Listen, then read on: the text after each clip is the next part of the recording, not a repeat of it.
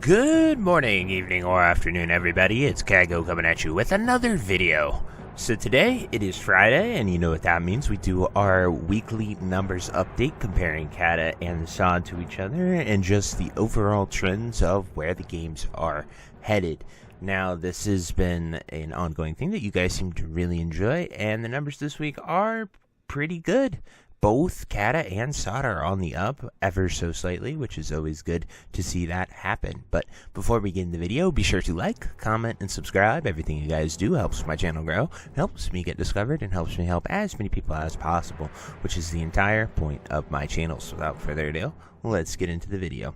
So a little disclaimer before we dive right into these numbers. I personally just want Classic WoW as a whole, the entire Classic project. I want it to succeed because if we're ever going to get a Classic Plus or anything awesome in the future, we want to see the Classic project succeed. So a lot of people think I'm biased towards either one of these. I'm not. I'm literally just looking at the graph, the stats, and the number and analyzing trends and reporting my opinions to you guys on that. While obviously, yes, I play SoD and make more content for SoD than Cata, and because I enjoy SoD more, that does not mean I am like secretly cheering or want to bash something. It's just simple numbers, truth, and facts that you can see from the graphs that we are going to look at. So without further ado, we're going to switch it right over to Cata and dive right into this.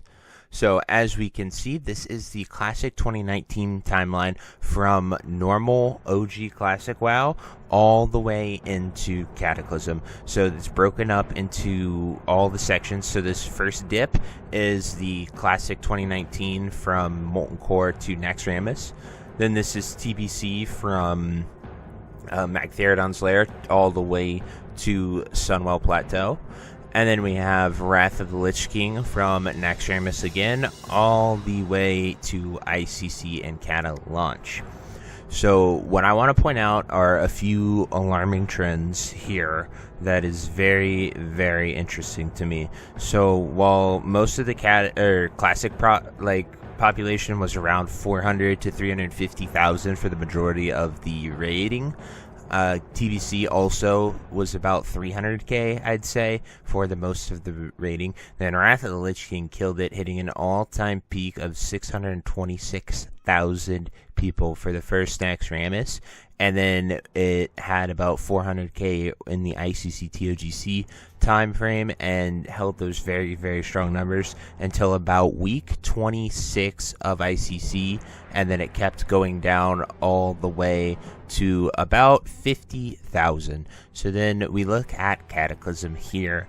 And so Cata started off bumpy in that first week of raiding, and then it jumped all the way to 317,000, and that was its peak about week 2 of Cataclysm raiding here.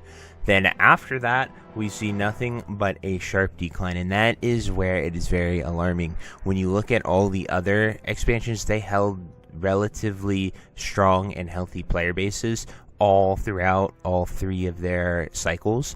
And then when we look at Cataclysm, it peaked for a week, it held that for 1 week, and then it has been on a steady decline, dropping 50 to 100,000 people at sometimes every single week. So it's averaging about 50,000 a week, and then it has finally, for the first time this week, it has increased in population by only 800 players, but it is an increase. It is solidifying. It's not saying that Cata is completely dead. Firelands also comes out this Tuesday, so we will see next week. We'll see some Fireland numbers, and hopefully that reinvigorates Cata, because if you're a Cata enjoyer, you should be very alarmed with this steady decline trend, because this has not happened at all in either Classic or TBC. Wrath's a bit hard because Wrath has some insane peaks for people trying the raids and then goes down, but even that Wrath's dips are higher than Cata's steady downcline, and that is very, very alarming. So overall, I'm still worried for Cata, but it does look like the worst of Cata is behind us, and you guys are going to start to see more players come back. Hopefully this uptrend continues for a bit with Firelands coming out next week. We'll definitely, in a week from now, have a really good video talking about that, covering it, seeing how many people give Firelands a shot, and then for the following week, see if that player base maintains, because Firelands is regarded as the best raiding experience in Cataclysm by a lot of people. It's a really enjoyable raid and content for people to do. So hopefully that hype is there. People give it a try and they don't just give up as fast as they did with the first tier of raiding here in Cataclysm. So those are my thoughts on Cata. Let's go over to SoD. So as we can see with SoD, it has a wildly different story. SoD was insanely popular in Phase 1, as you can see right here. Then we have the Phase 2 fallout. So this was everyone grinding from 25 to 40 and then doing Nomergon. Then we had the shortest phase we've ever seen with Phase 2. And then we went into Phase 3, which was, it upped the raiders to 20. And it lasted for 14 weeks. So as you can see, that is where SoD really took a pounding and lost the majority of its player base, and that is really sad to see. However, Phase 4 right here, with those were the world bosses and this was Molten Core, has picked it back up, and it has been very, very steady all of Phase 4 and into Phase 5, which you see right here starting the 5th week of BWL. So this is just really good to sort of look at. So obviously, yes, SoD had a massive fall off a cliff in Phase 3. Phase 1 peaked at almost 500,000 people. Phase 1 SoD was insanely popular. The only thing that it has passed it is Wrath of the Lich King rating numbers as far as Classic Project goes. So that is a really cool high point for a seasonal server to take that many people. I think is impressive and always will be impressive. When you compare Season of Discovery to Classic Era or Season of Mastery, it absolutely blows him out of the water. So I like to look at SoD as sort of an experiment, and I've always thought that it will be the Classic plus Beta, and I think that we're seeing that more and more as we progress further into SoD. But all in all, as we could see, SoD did go up a little bit. It's up to 87,000, so it's just hovering around between 88 and 87,000 people rating, which indicates a very core, strong rating base. As you can see, since Molten Core has come in, it has gotten about 12,000 more players in, 12 weeks right there. So that's just really good to see. As we continue to go on, we want to make sure that we see either stagnant or continued growth. It is better than seeing that downtrend that terrifies me. Obviously, yes, I am not, like, SoD fell off a cliff in Phase 3. I am not denying that at all. But when we're looking at a local trend here, SoD staying stagnant and, maintaining a core player base is very healthy, and that is good to see.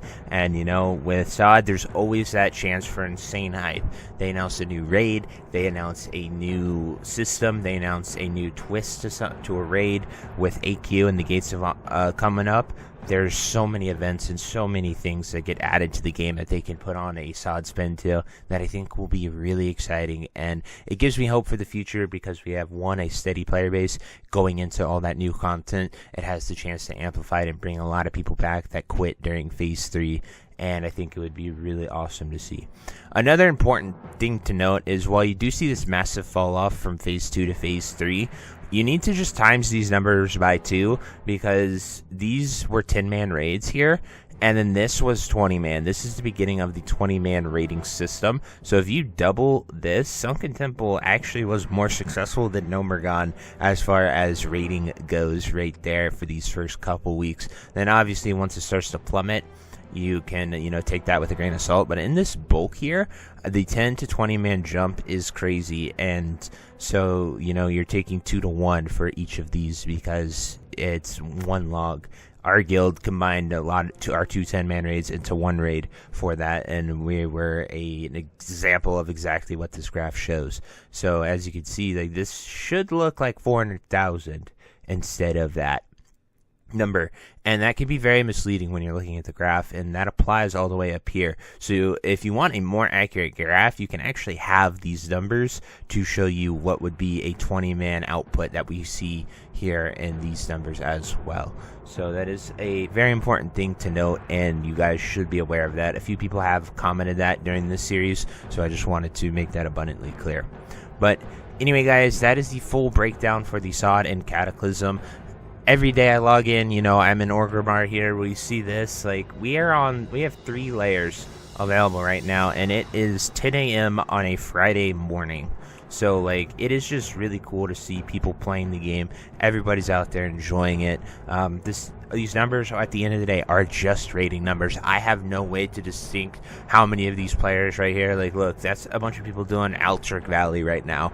Like, I'd have no way to know if they're actively rating as well. So I would love to see some true numbers, but I don't know any way possible other than Blizzard officially giving us numbers to sort of deep dive and look at. But anyway, guys, that's it for this video. I truly hope you enjoyed it. And until next time, I'll see you later. Have a great day. Bye-bye.